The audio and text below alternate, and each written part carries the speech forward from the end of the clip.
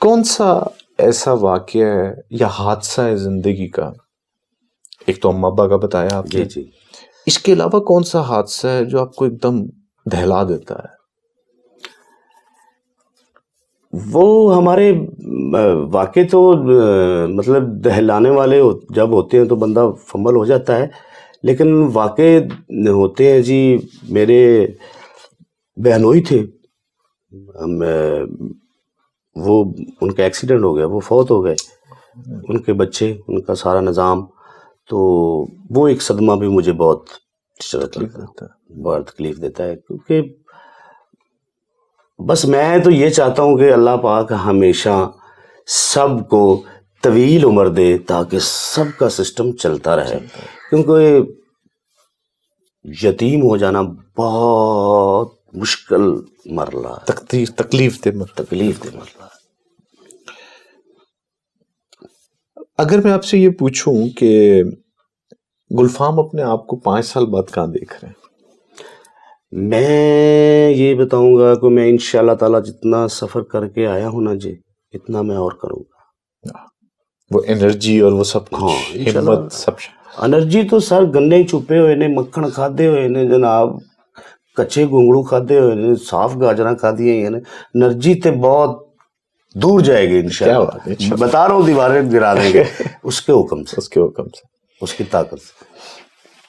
ایک اچھا تھیٹر دیکھنے والی فیملیز کا ایک ماحول دیکھا آپ نے جی بہت پہلے جب یہ سلسلہ شروع ہوا؟ بھئی ہم نے اپنی بہن، اپنی ماں کے ساتھ وہ وی سی آر بھی دیکھا ہے. وہ وی سی آر ہم نے اپنی ماں بہن کے ساتھ بھی دیکھا ہے. ہم نے دیکھا ہے کہ جواد وسیم صاحب، مستانہ صاحب، امان اللہ صاحب کیسے فیملیوں کو ہنساتے ہیں، اور ہم نے ان کو یاد کیا ہوا ہے.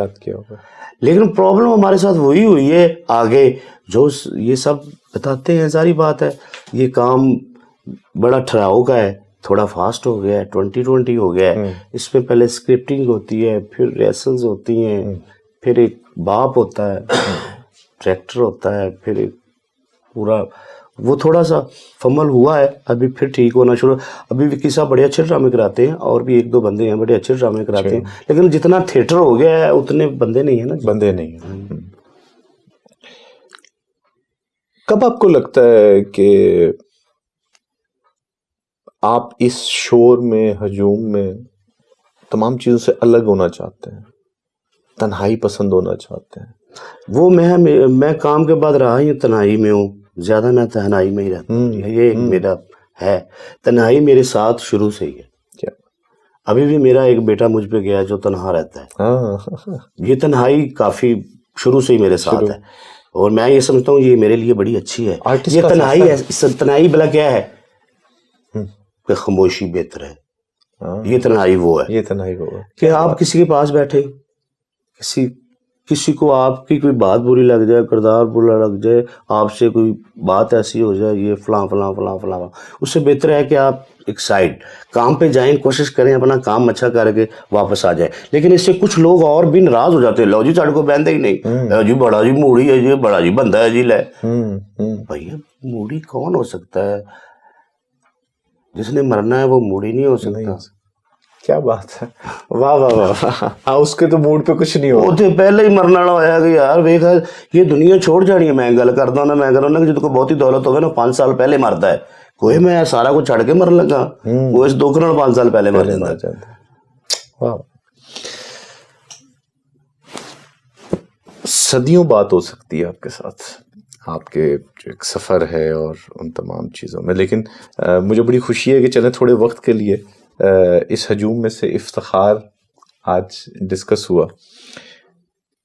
ہمارے پروگرام میں چلی کہانی کا ایک فارمیٹ ہے کہ میں جانے سے پہلے اپنے مہمان سے اپنے لیے زندگی کی کوئی نصیحت اور صلاح مانگتا ہوں.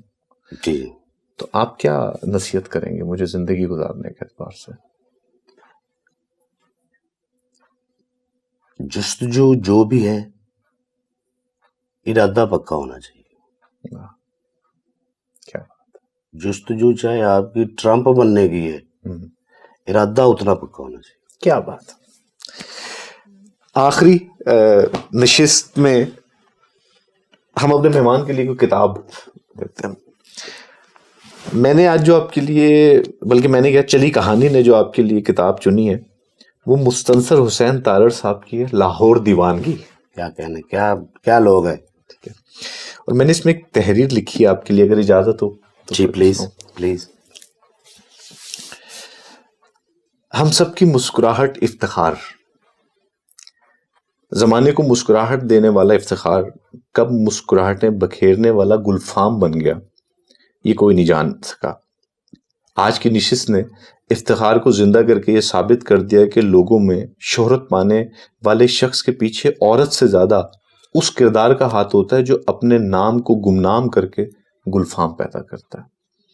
سماج کے تولنے کا انداز کچھ بھی ہو، پر وہ گمنام افتخار اپنے گلفام کو زندہ رکھنے کے لیے خود کو فنا کر دیتا.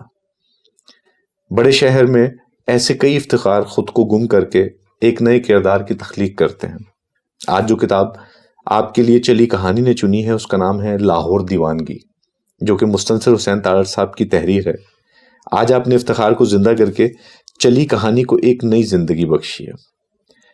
میں آپ کا بہت شکر گزار ہوں، اور یہ پوری قوم آپ کی شکر گزار ہے جن کے غموں کو آپ مسکراہٹ میں بدل کر ہر روز افتخار کو فنا کرتے ہیں.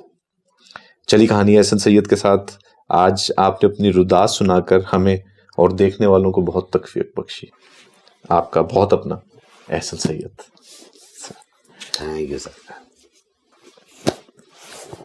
بڑی محبت.